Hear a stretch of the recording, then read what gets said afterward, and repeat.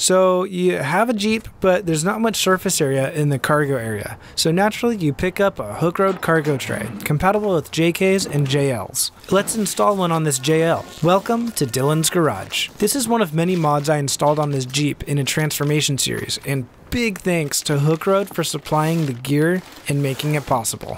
If you're considering one of these cargo trays, it would be incredible if you decided to use my affiliate link in the description to make your purchase. And please, if you have any questions at all, let me know in the comments or DM me on Instagram. This install is easy. Nothing's heavy, but it can get a little awkward if you're doing it alone. I'd recommend having someone to give you a hand. The supports for the tray share 4 bolts with the hardtop, 2 on each side.